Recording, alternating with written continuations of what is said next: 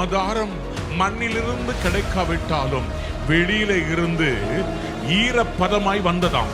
உங்களை கர்த்தர் நாட்டின இடத்திலே உங்களுக்கு வரவேண்டிய அந்த உறவு, அன்பு, உங்களுக்கு வரவேண்டிய பராமரிப்பு, வரவேண்டிய ஆசீர்வாதம் வராவிட்டாலும் தேவனாகிய கர்த்தர் மழையாய் இறங்கி வருவார்.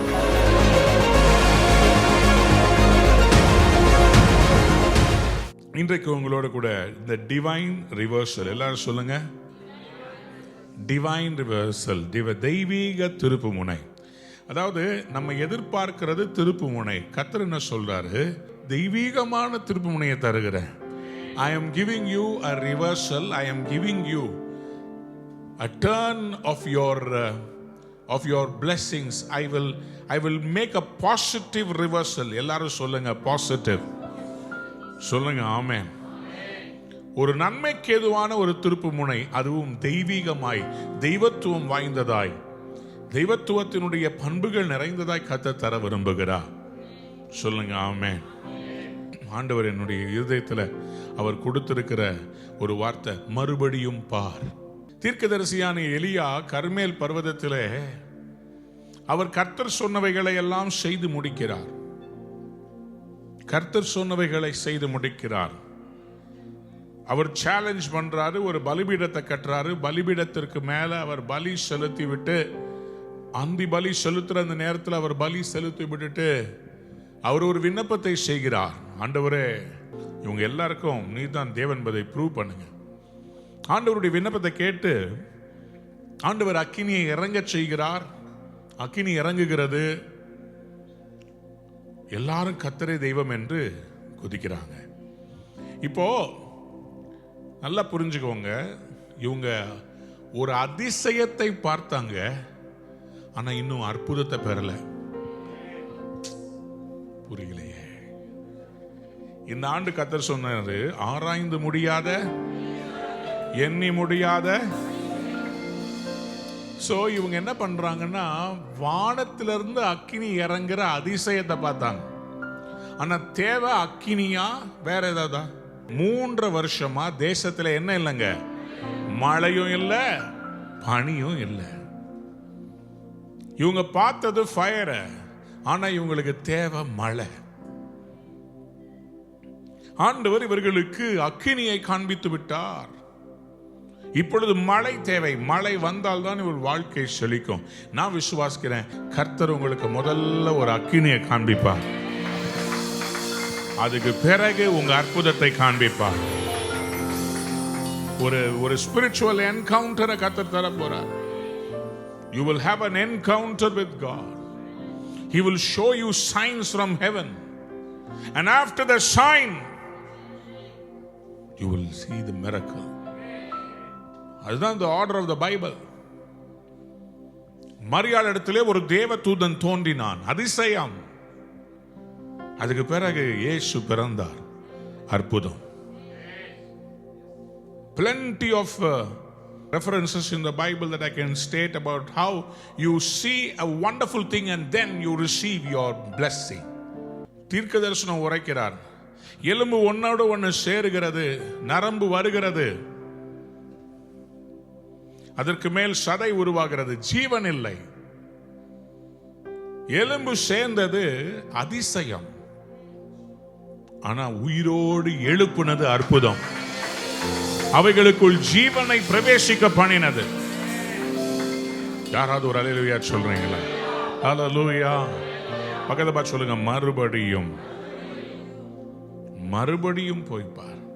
அப்போ இந்த தீர்க்கதரிசி என்ன பண்ணுகிறார்? 1 ராஜாக்கள் 18ஆம் அதிகாரத்தில் 41ஆம் வசனத்திலிருந்து வாசிங்களே. பின்பு எலியா ஆகாபை நோக்கி, நீர் போஜனபானம் பண்ணும், பெருமழையின் இரைச்சல் கேட்கப்படுகிறது என்றான். ஆகாப் போஜனபானம் பண்ண போனான். பின்பு எலியா கர்மேல் பர்வதத்தினுடைய சிகரத்தின் மேல் ஏறி தரையிலே பணிந்து தன் முகம் தன் முழங்காலில் பட குனிந்து தன் ஊழியக்காரனை நோக்கி, நீ போய் சமுத்திர முகமாய் பார் என்றான். அவன் போய் பார்த்து ஒன்றும் இல்லை என்றான். நீ இன்னும் 7 தரம் போய் பார் என்றான். கையை உயர்த்தி ஒரு அல்லேலூயா சொல்லுங்க. போய் பார்த்து வந்து சொன்ன அந்த வார்த்தை, ஒன்றும் இல்லை. நீ போய் பார் என்கிறார். அவன் பார்த்துவிட்டு அந்த வேலைக்காரன் சொல்கிற ரிப்போர்ட் ஒன்றும் இல்லையா, இந்த உபவாச ஜெபத்தில் உங்க அற்புதம் நடக்காவிட்டாலும் நீங்க ஜெபிப்பீர்கள். நாம் ஜெபிப்போம். ஒரு தடவை இல்லையா, மறுபடியும் போய் பார். நான் இந்த ஊழியத்தில் இருந்து நான் கத்துக்கிட்ட ஒரே ஒரு காரியம், நம்ம எதிர்பார்க்கிற மாதிரி இல்ல, கர்த்தர் எதிர்பார்க்கிற அல்லது அவர் நிர்ணயித்த நேரத்தில் அற்புதம் நடக்கும். வாக்கு தத்துவம் பொய் சொல்லாது, நிச்சயமாய் நிறைவேறும். ஆனா டைமிங் அவருடைய கையில் இருக்குது. நீங்க இன்னைக்கு சோர்ந்து போய் வந்திருக்கலாம், எவ்வளவு நாள் நான் ஜெபிப்பது? ஆண்டவர் சொல்றார், மறுபடியும் போய் பாரு. அதான் மறுபடியும் சொல்ல, நான் பல நேரத்தில் நான் பார்த்துருக்கிறேன். என்கிட்ட ஒரு ரிப்போர்ட்டை சொல்லுவாங்க, இந்த மாதிரி ரிப்போர்ட்டை டாக்டர் சொல்லியிருக்கிறாரு, உயிருக்கு ஆபத்தான நிலை, கேன்சர் இருக்குதுன்னு சொல்றாங்க. அப்போ ஆவியில நிரம்பி செபிக்கும் போது ஆண்டவர் சொல்லுவார், மறுபடியும் போய் பார்க்க சொல், அடுத்த ரிப்போர்ட் நார்மலாக இருக்கும். கடந்த வாரம் நான் உங்களோட பகிர்ந்து கொண்ட சாட்சி, நீங்க எத்தனையோ சாட்சிகளை நான் பார்த்திருக்கிறேன். பல தேசங்களுக்கு செல்லும் போது, பல அற்புத பெருவிழாவுகளுக்கு செல்லும் போது அவங்க சொல்லுவாங்க, பாஸ்டர் நீங்க ஜெபிச்ச அன்னைக்கே கர்த்தர் அற்புதம் செய்து விட்டார். எப்படி? எத்தனையோ முறை நாங்க பார்த்திருக்கிறோம், ஸ்கேன்ல இருக்குதுன்னு சொன்னாங்க. நீங்க ஜெபிக்கும் போது சொன்னீங்க, அடுத்த தடவை போய் நீங்க பாருங்க, நீங்க மறுபடியும் போய் ஸ்கேன் எடுங்க. யாராவது ஒரு அல்லேலூயா சொல்றீங்க? அல்லேலூயா. மறுபடியும் பார், மறுபடியும் பார். எழுதிக் கொள்ளுங்க, மறுபடியும் பார், மறுபடியும். நீ இன்னும் 7 தரம் போய் பார். Again go and see, again again. மறுபடியும், திரும்பவும். இந்த வார்த்தை வேதத்தில் கிட்டத்தட்ட 143 முறை, 143 times it is written in the Bible. Again means hope. மறுபடியும் என்றால் நம்பிக்கை இன்னும் உள்ளது என்ற அர்த்தம். Again means God is not done. மறுபடியும் என்றால் தேவன் இன்னும் முடிக்கவில்லை என்ற அர்த்தம். Again means there is no full stop, it's a comma. ஒரு மரம் வெட்டப்பட்டு விட்டால், அந்த மரம், அதனுடைய அடி மரம் காய்ந்து விட்டால், அந்த மரத்தில் இருக்கிற ஜீவன் கொஞ்சம் கொஞ்சமாய் போகும். அந்த மரம் பட்ட மரமாய் மாறிவிடும். பட்டு போனது என்று சொல்லுவார்கள். அதில் மறுபடியும் துளிர்ப்பதற்கு வாய்ப்பு இல்லை.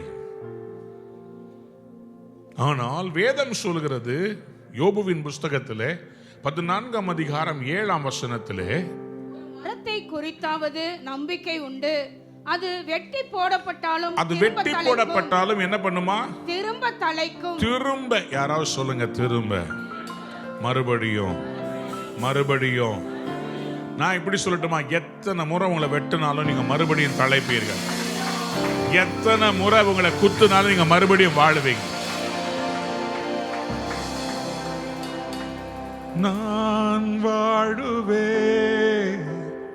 நான் வாழுவே, எந்த சூழ்நிலை வந்தாலும், என்ன சூழ்நிலை சூழ்ந்தாலும், நீர் இருக்கையிலே எனக்கு ஒரு குறைவு இல்லை. நீர் இருக்கையிலே வெட்கப்பட்டு போவதில்லை. நான் வாழுவே, நான் வாழுவே, எந்த சூழ்நிலை உண்டாலும், தொடர் தோல்விகள் நேர்ந்தாலும், நீர் இருக்கையிலே எனக்கு குறைவு இல்லை. நீர் இருக்கையிலே வெட்கப்பட்டு போவது இல்லை. அந்த மரம் வெட்டப்பட்டாலும் அதுக்கு ஒரு நம்பிக்கை இருக்குமா? மறுபடியும் வாசிங்க. ஒரு மரத்தை குறித்தாவது நம்பிக்கை உண்டு, அது வெட்டி போடப்பட்டாலும் திரும்ப தழைக்கும், அதன் இளங்கிளைகள் துளிர்க்கும், அதன் வேர் தரையிலே பழையதாகி அதன் அடிக்கட்டை மண்ணிலே செத்தாலும், மண்ணிலே அந்த அடிக்கட்டை செத்தாலும் தண்ணீரின் வாசனையினால் அது துளிர்த்து இளமரம் போல கிளை விடும். யாராவது ஒரு அல்லேலூயா சொல்றேன், சத்தமா அல்லேலூயா. இந்த உபவாச ஜெபத்துல கர்த்தர் உங்களை மறுபடியும் உங்களை துளிர்க்க பண்ணுவார். மறுபடியும் உங்க வீட்டுல வசந்தம் வீசும். மறுபடியும் நீங்க விட்ட வீட்டை கட்டி முடிப்பீங்க. நான் ஒருத்தவங்களை பார்க்கிறேன், வீடு கட்ட ஆரம்பிச்சு லோன்லாம் வாங்கி கஷ்டப்பட்டு அந்த வீட்டை கட்டினீங்க. ஆனா பாதியிலே நிக்குது. இதுக்கு மேல உங்களுக்கு லோன் தரமாட்டேன்னு சொல்லிட்டாங்க. உங்க மைண்ட்ல ஒரு எண்ணம் ஓடுகிறது, பேசாம இதை வித்துட்டு போயிடலாமா?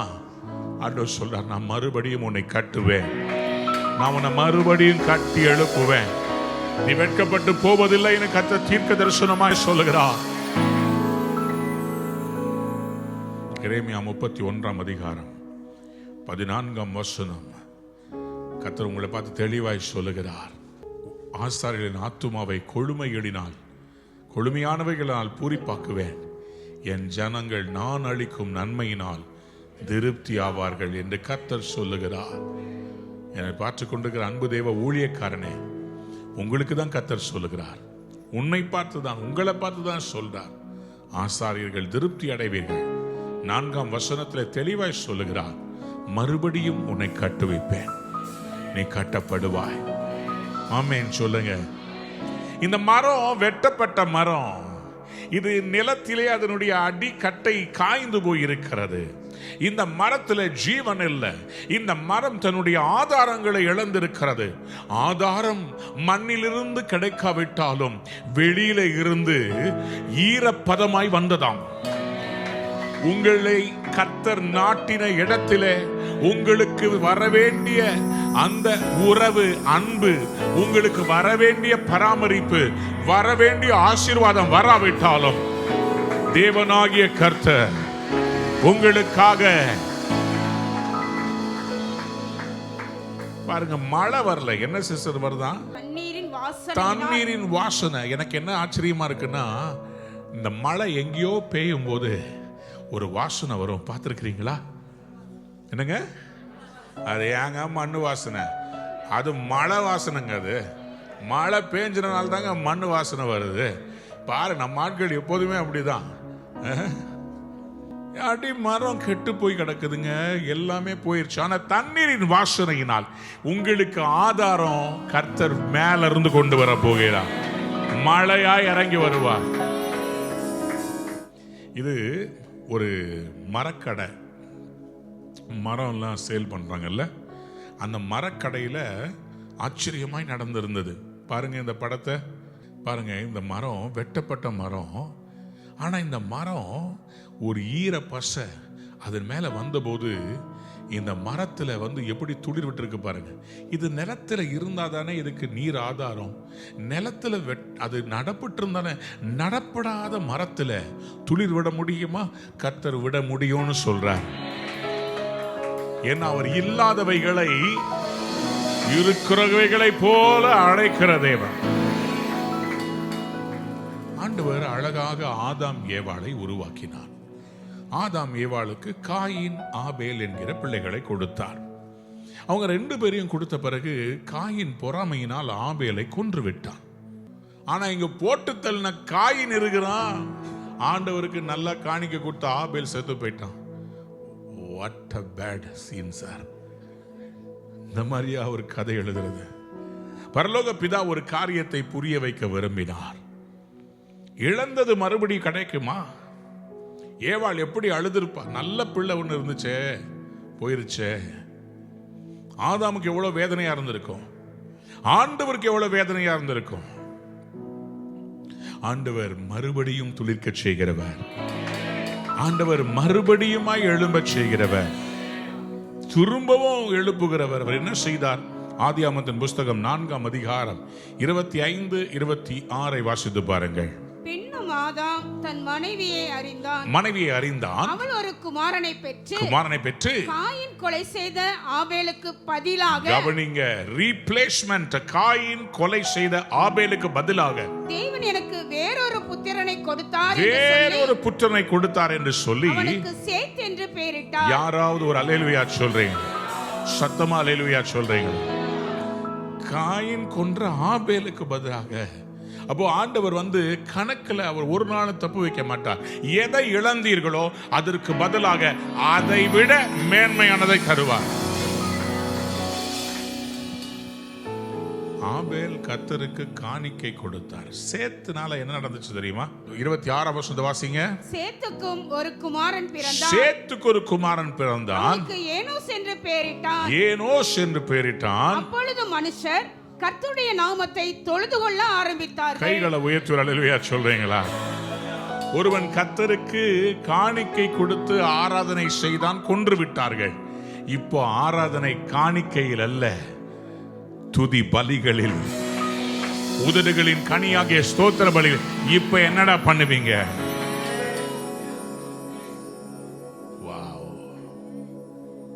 சாத்தானுக்கு ஒரு வழி தெரியும், ஆண்டவருக்கு 77 வழி தெரியும். சாத்தானுக்கு உங்களுடைய துறவை தூர்த்து போட ஏசேக்கு சித்தனா மட்டும்தான் சாத்தானுக்கு தெரியும். கர்த்தருக்கு ரெஹபோத்தும் தெரியும், பெயர்செபாவும் தெரியும். அவனுக்கு தெரிஞ்சதெல்லாம் உங்ககிட்ட இருக்கிறத அழிக்க தான் தெரியும்.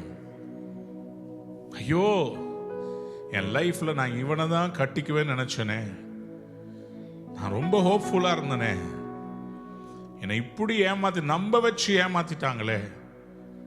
கவலைப்படாத, தேவனை ஆராதிக்கிற ஒரு பிள்ளையை கர்த்தர் கொடுப்பார். தேவனை நேசிக்கிற ஒரு மனிதனை கொடுப்பார்.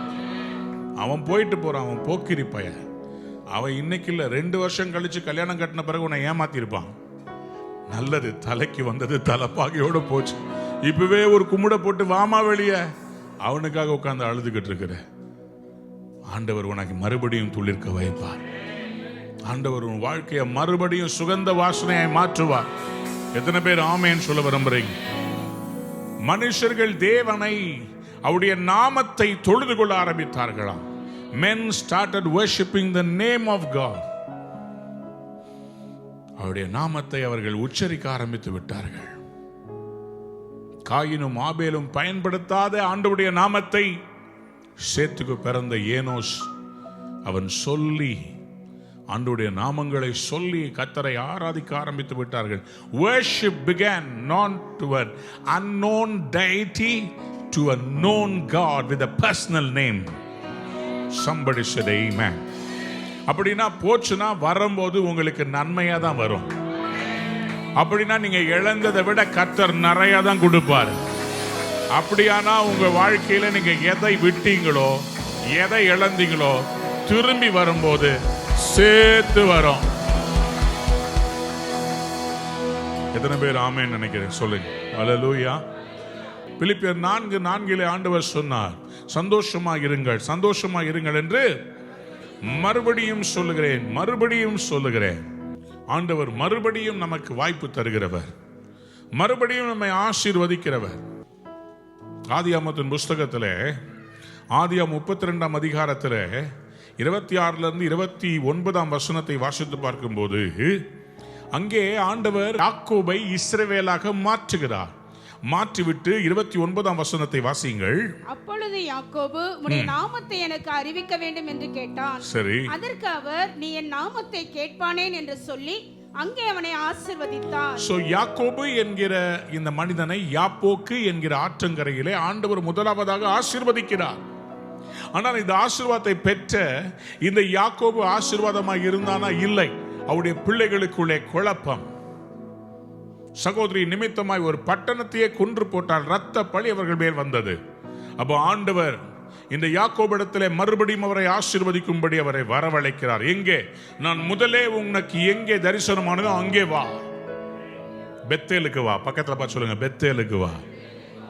சொல்லுங்க அல்லேலூயா.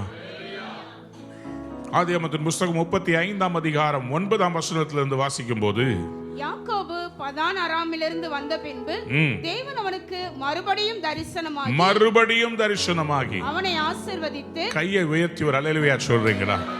நான் விசுவாசிக்கிறேன், கர்த்தர் மறுபடியும் தரிசனமாவார். பாஸ்ட் பிளஸிங்லயே உட்கார்ந்து இருக்காதீங்க. கர்த்தர் இந்த ஃபாஸ்டிங் பிரேயர்ல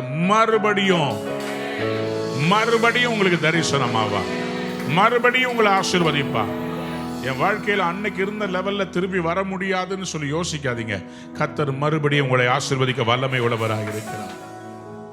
1 சாமுவேல் 30:8. தாவீது கர்த்தரை நோக்கி, நான் அந்த தண்டை பின்தொடர வேண்டுமா? அதை பிடிப்பேனா என்று கேட்டான். அதற்கு அவர் அதை பின்தொடர்ந்து போ, நீ அதை பிடித்து சகலத்தையும் திருப்பிக் கொள்ளுவாய் என்றார். எல்லாரும் ஒரு அல்லேலூயா சொல்லு, சத்தமா அல்லேலூயா சொல்லு. சிக்லாகிலே பிடிக்கப்பட்டது யார்? 2ஆம் வசனத்தை பார்த்தீங்கன்னா, அதிலிருந்த ஸ்திரீகளாகிய சிறியவர்களையும் பெரியவர்களையும் சிறைப்பிடித்து ஒருவரையும் கொன்று போடாமல் அவர்களை பிடித்துக் கொண்டு தங்கள் வழியே போய்விட்டார்கள். போனது யாருங்க? தாவீதுடைய மனைவி, பிள்ளைகள், போர்ச்சேவுடைய பிள்ளைகள். இப்போ இவங்களை அமலேக்கியர் சிக்லாகிலே பிடித்து கொண்டு போயிட்டாங்க. கர்த்தர் தாவீதுகிட்ட சொல்றாரு, சகலத்தையும் திருப்பிக் கொள்வாய். அப்படின்னா வரும்போது யார் வரணும்? மனைவி, பிள்ளைகள், இவங்க தான் வரணும். வரும்போது என்ன வந்துச்சு தெரியுமா? 18ல இருந்து வாசிக்கலாம். அமலேக்கியர் பிடித்துக் கொண்டு போன எல்லாவற்றையும், இவங்களுடைய எல்லாவற்றையும், அப்புறம் தன்னுடைய 2 மனைவிகளையும் தாவீது விடுவித்தார். சரி, அவர்கள் கொள்ளையாடி கொண்டு போன எல்லாவற்றிலும், சிறியதிலும் பெரியதிலும், குமாரரிலும் குமாரத்திகளிலும் ஒன்றும் குறைபடாமல் எல்லாவற்றையும் தாவீது திருப்பிக் கொண்டான். கைகளை உயர்த்தி ஒரு அல்லேலூயா சொல்றீங்களா? போகும்போது பிடிச்சுக்கிட்டு போனதுல ஸ்திரீகள், சிறியவர்கள், பெரியவர்கள் தான் போட்டிருக்குது. இப்ப 20ஆம் வசனத்துல ஒன்னு எழுதப்பட்டிருக்குது, எல்லா ஆடு மாடுகளையும் தாவீது பிடித்துக் கொண்டான். இதுவரைக்கும் வெறும் மனுஷர் தான் இருந்தாங்க. போனதை திருப்பிக்கிட்டு வரும்போது, போனதும் வருது, எக்ஸ்ட்ராவா திரளான ஆடு மாடுகளை வாசிங்க. எல்லா ஆடு மாடுகளையும் தாவீது பிடித்து கொண்டான். அவைகளை தங்கள் மிருக ஜீவன்களுக்கு முன்னாலே ஓட்டி, இது தாவீதின் கொள்ளை என்றார்கள். வாவ், சத்தமா அல்லேலூயா சொல்லுங்க. இந்த உபவாச ஜெபம் முடிவதற்குள்ள உங்களுக்கு ஒரு கொள்ளையை கர்த்தர் தர போகிறார். அவர் மறுபடியும் சகலத்தையும் உங்களை திருப்பிக் கொள்ள வைக்க போகிறார். Everything is going to be redeemed. ஆண்டவர் சொல்றார், நான் மறுபடியும். சங்கீதம் 71:20ஆம் வசனம், அநேக இக்கட்டுகளையும் ஆபத்துகளையும் காணும்படி செய்த என்னை நீர் திரும்பவும் உயிர்ப்பித்து, திரும்பவும் என்னை பூமியின் பாதாளங்களிலிருந்து ஏற பண்ணுவேன். என் மேன்மையை பெருக பண்ணி என்னை மறுபடியும் தேற்றுவேன்.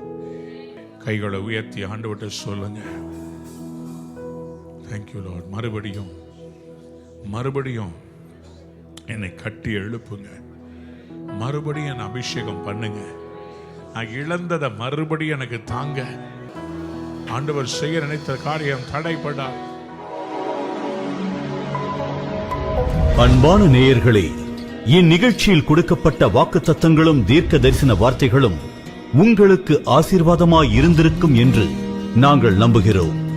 நீங்கள் பெற்ற ஆசீர்வாதங்களையும் ஜெப விண்ணப்பங்களையும் மற்றும் உங்கள் காணிக்கைகளையும் அனுப்ப வேண்டிய எங்கள் முகவரி: ரூவா ஊழியங்கள், எண் 82, ஜவஹர்லால் நேரு சாலை, சிம்ஸ் மருத்துவமனை எதிரில், வடபழனி, சென்னை 26. உங்கள் காணிக்கைகளை ஆன்லைன் மூலமாக எளிதாக செலுத்தலாம்.